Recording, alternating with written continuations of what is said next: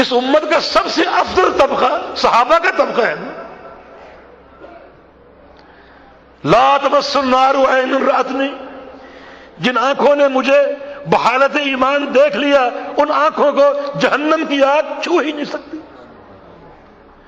اس سے افضل کو طبقہ ہے. لو انفق احدکم مثل احد ذهبا لما بلغ مد احد ولا نصیفہ. میرا صحابی اگر ایک پاؤ کھجوریں خرچ کر دے اور تم لوگ احد پہاڑ کے برابر سونا خرچ کر دو تو تم میرے صحابی کے اجر کو نہیں پا سکتے. یہ سب سے افضل طبقہ امت کا. آئیے صحابہ کے دور سے ایک دو مثالوں پر غور کرتے ہیں کہ کس طرح یہ بات ضروری ہے کہ ہمارے عمل پر نبی علیہ السلام کی سنت کی اتباع کا رنگ ہو، تب وہ قابل قبول ہوگا. اور اگر وہ عمل اتباع سنت سے خالی ہے تو اس کی کوئی قدر و قیمت نہیں، وہ عمل برباد ہے.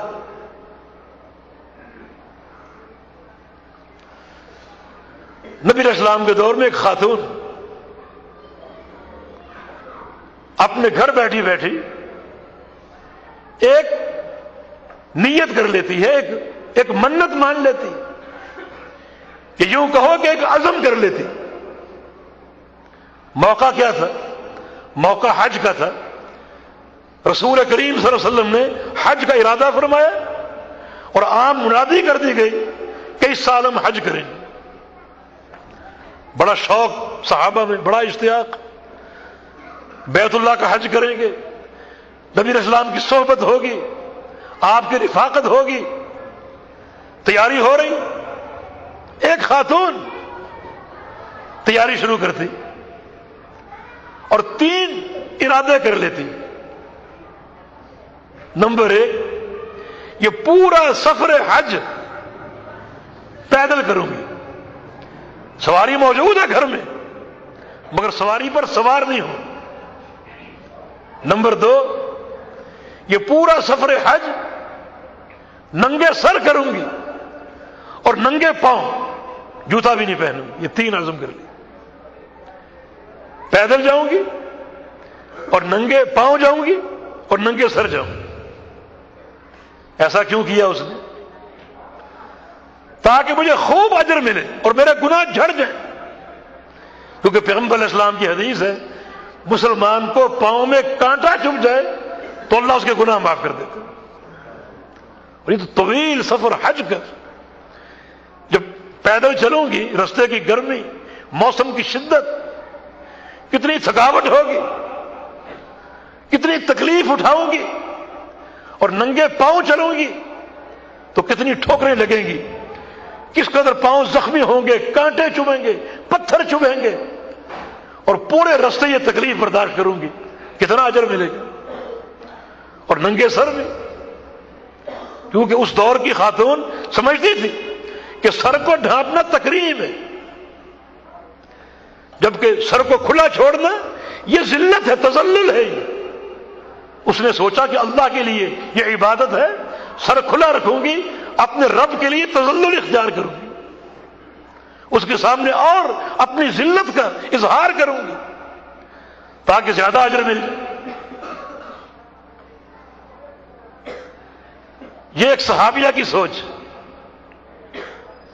اس کا بھائی عقبہ بن عامر رضی اللہ عنہ اپنی بہن سے کہتا ہے کہ تم جلدی نہ کرو، میں نبی علیہ السلام کے پاس جاتا ہوں اور آپ سے یہ 3 باتیں پوچھتا ہوں تمہارے اس ارادے کے حوالے سے، پھر آپ کیا فرمائیں گے، آپ کا کیا ارشاد ہوگا، پھر تم کچھ کہنا اور اگلے پروگرام کا تعین کرنا. ٹھیک ہے.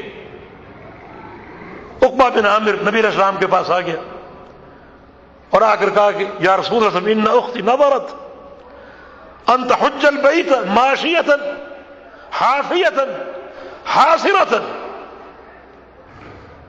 طبرانی کبیر کے الفاظ کہ میری بہن نے نظر مان لی اور یہ نیت کر لی کہ بیت اللہ کا حج کرے پیدل ننگے پاؤں اور ننگے سر.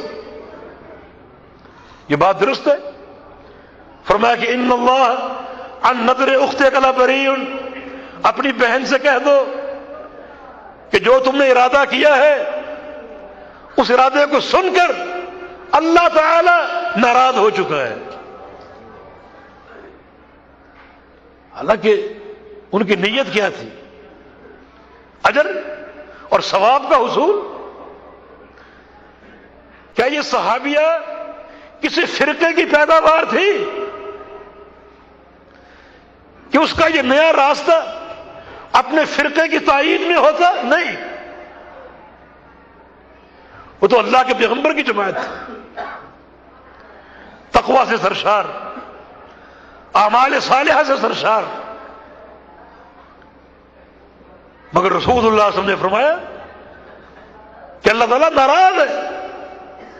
اللہ تعالیٰ کے دین کا اس سے کوئی تعلق نہیں، یہ دین بری ہے اس سے.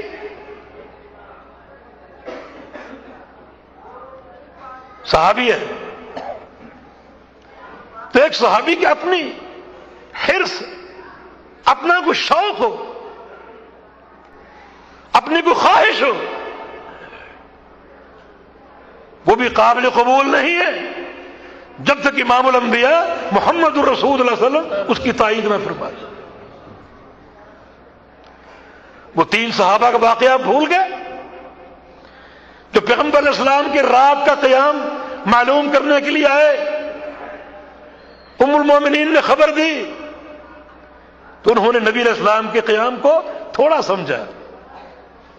جب بتایا گیا کہ اللہ کے پیغمبر عشاء پڑھ کے سو جاتے تھے، پھر فلاں وقت بیدار ہوتے اور پھر قیام اللیل کا اہتمام کرتے، انہوں نے اس عمل کو تھوڑا سمجھا اور ساتھ ہی یہ تعبیر کر ڈالی کہ در حقیقت رسول اللہ صلی اللہ علیہ وسلم تو وہ ہستی ہے جن کے لیے قدم قدم پر بشارتیں ہیں، مغفرتیں ہیں. ہم چونکہ گناہگار ہیں، ہمیں نبی علیہ السلام سے زیادہ عمل کرنا چاہیے اور بڑھ چڑھ کر عمل کرنا چاہیے. پھر کیا ہو؟ ایک نے کہا کہ میں جب تک زندہ ہوں، جب تک زندہ ہوں، 10 سال 20 سال 50 سال کیا کروں گا؟ اصلی ولا ارقد، میں رات کو تہجد پڑھوں گا اور کبھی سوؤں گا نہیں، پوری رات جاگوں گا، مصلی کی پشت پر سوار رہوں گا اور سوؤں گا نہیں. 50 سال 60 سال جیوں، یہ عمل برقرار رہے گا اور بلا ناغہ کرتا رہوں. دوسرے نے کہا اما انا فاصوم ولا افطر، میں جب تک زندہ ہوں روزے رکھوں گا اور کبھی افطار نہیں کروں گا، کبھی ناغہ نہیں کروں. 20 سال جیوں 100 سال جیوں روزے رکھتا ہی جاؤں گا اور کبھی ناغہ نہیں کروں گا. اور تیسرے نے کہا اما انا فاعتزل النساء، میں اپنا گھر بار چھوڑ دوں گا، بیویوں کو چھوڑ دوں گا، علیحدہ ہو جاؤں گا، گھر جاؤں گا ہی نہیں، ہر وقت مسجد میں اللہ کے گھر میں مصلی کا ذکر کرتا رہوں گا، دنیا کے جھمیلے چھوڑ دوں گا. اب بظاہر ان باتوں میں کوئی قباحت ہے؟ رات بھر کا قیام کوئی چھوٹا عمل ہے؟ زمانے بھر کے روزے کوئی معمولی عمل ہے؟ عمر بھر کا مسجد کا اعتکاف کوئی معمولی عمل ہے؟ بڑا عمل. اپنی بات کر کے چلے گئے. رسول اللہ صلی اللہ علیہ وسلم تشریف لے آئے، بتایا گیا کہ فلاں فلاں فلاں آئے تھے اور یہ باتیں کر کے گئے. پھر کیا تھا؟ حدیث کے الفاظ کیا ہے؟ کیا ہوا؟ فاحمر وجہ النبی صلی اللہ علیہ وسلم، تو اللہ کے پیغمبر کا چہرہ غصے سے سرخ ہو گیا. کون سا چہرہ؟ جس چہرے کے بارے میں قرآن کہتا ہے کہ انک لعلی خلق عظیم، آپ خلق عظیم کے مالک ہیں. آج غصہ آ گیا، اتنا غصہ، اس قدر چہرے کی سرخی کہ کانما فقی علی وجہی حب الرمان، لگتا تھا کہ آپ کے چہرے پر سرخ انار نچوڑ دیا گیا، اس قدر چہرہ غصے سے سرخ ہو گیا۔ فرمایا کہ انی لعالمکم باللہ واتقاکم لہ، اس پوری کائنات میں سب سے زیادہ اللہ کو میں جانتا ہوں اور اللہ کے دین کو میں جانتا ہوں، اور اس پوری کائنات میں سب سے بڑا متقی بھی میں ہوں۔ میرا طریقہ کیا ہے؟ میرا طریقہ یہ ہے، اما انا فاصلی وارقد، رات کچھ وقت جاگتا ہوں، کچھ وقت سوتا ہوں، واصوم و افطر، نفلی روزے رکھتا ہوں اور کبھی چھوڑتا ہوں، واتزوج النساء، اور میری شادیاں ہیں، کچھ وقت اپنے گھر کو دیتا ہوں اور کچھ وقت اللہ کے گھر کو دیتا ہوں۔ یہ میری تقسیم ہے، میری ترتیب ہے، یہ میرا ضابطہ ہے، میرا منہج ہے، میرا عمل ہے۔